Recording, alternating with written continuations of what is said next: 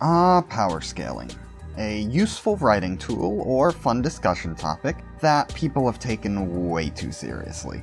Project Moon is no stranger to powerscaling debates, and I, having created a Project Moon tabletop RPG, am saddled with the burden of its vague categories. I'll discuss the mechanical power of enemies in the next main video, but I wanted to explain the narrative aspect in its own video. Let's get one thing clear. The system does not powerscale to lore accuracy. I generally consider the idea of diminishing returns to justify the flatter curve. The more powerful you are, the more additional power you need to translate into bigger and bigger dice rolls. Think of it like leveling up in an RPG. You need 100 experience to go from level 1 to level 2, then 120 to go to 2 to 3, 2 to 4 takes 150, etc.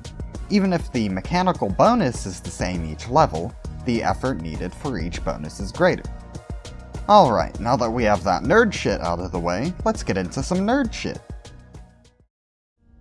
Starting off, let's address the three main power scaling systems in the city: fixer grades, urban hazard classifications, and corporate employee classes.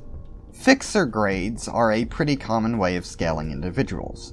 There's not a lot of info on just how strong each grade of fixer is, but we know a bit, and I've extrapolated the rest. Starting off, we have grade 9 to 7 fixers, which is where I assume most players will be starting at level 1. These are fixers who are still proving themselves and struggling to find meaningful work.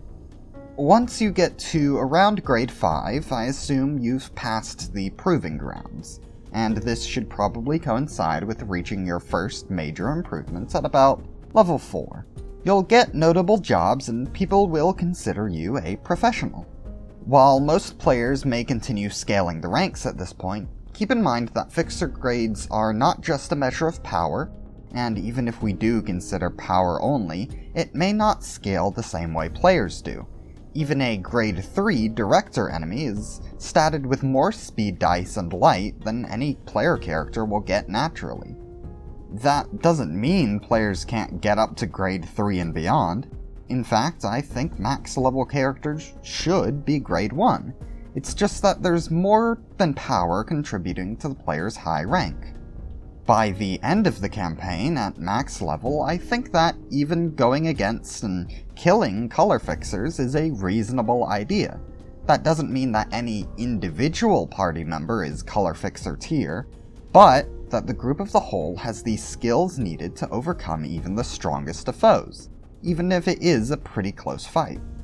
Now, let's go on to urban hazard ratings.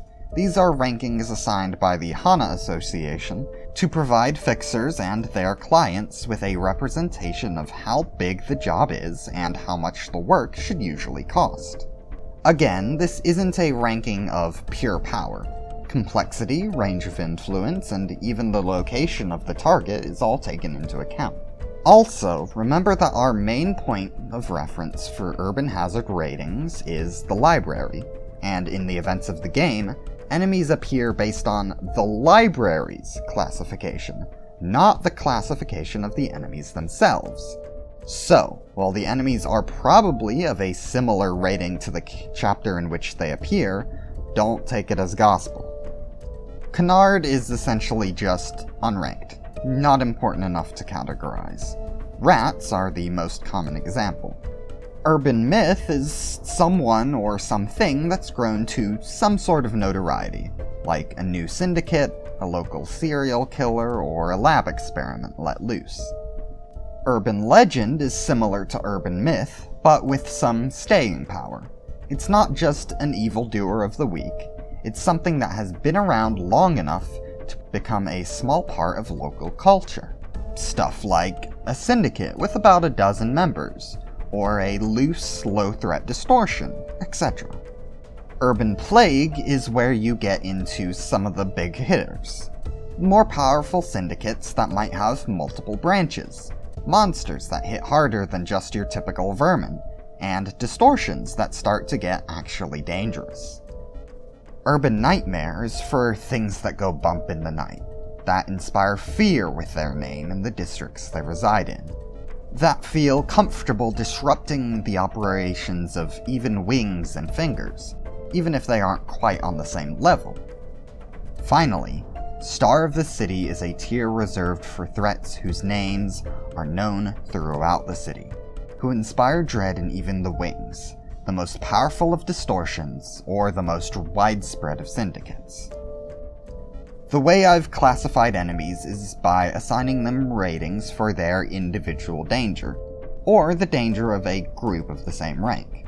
So, little brothers of the middle are Urban Plague, big brothers are Urban Nightmare, and great brothers are Star of the City. Finally, we get to Wing Employee classes. This is the least commonly used ratings, so I've had to extrapolate quite a lot. Class 1 is for grunts, foot soldiers, anyone who's just a basic peacekeeper or infantry. Cannon fodder. Class 2 are given more responsibility and expected to use some degree of discretion. They aren't calling the shots, but they can make their own decisions. Class 3 is when they gain some authority over others, like a team captain, or are combatants assigned to a more elite force. Class 4 is when you've got proper, wider-reaching authority. Managers, overseers, anyone who is an important figure to a division. Class 5 is for those with a strong reputation. Trusted assistants of a board member, celebrity fighters. The best of the best that wings use for propaganda. Now, there is technically abnormality rankings, but honest to God, does anyone understand these? I can't power scale this. I'm just making these things as strong as I feel like they should be. Finally, let's talk player character feats. What is a character expected to be able to pull off? The answer can vary based on the scale of the campaign, but I imagine that low-level players will be about the tier of regular athletic individuals.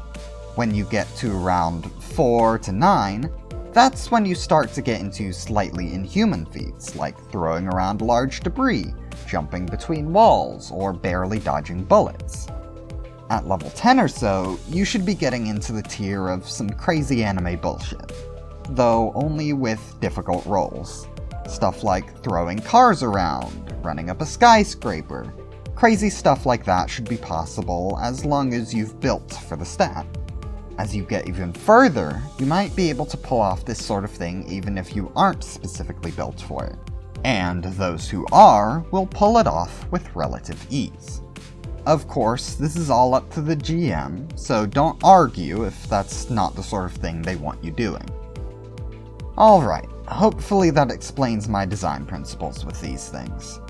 I'll get into how to balance combat in the next main episode.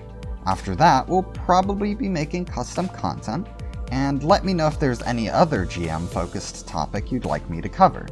With that, have a good day, and I'll hopefully see you next week.